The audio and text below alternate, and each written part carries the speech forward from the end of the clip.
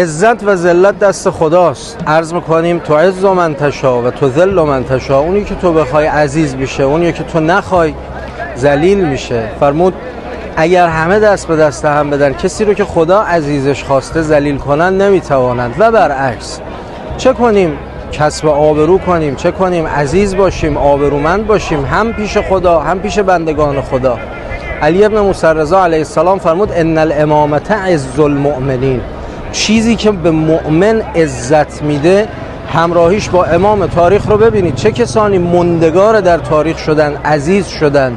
اونهایی که تمام توان خودشون رو خرج امام کردن. در زیارت قمر بنی هاشم عرض میکنیم اعطیت غایت المجهود، تمام توان خودت رو، داشته‌های خودت رو خرج امام کردی، برای امام آوردی. عزیزتر از او رو که در تاریخ و کجا در تاریخ به ما معرفی کردن.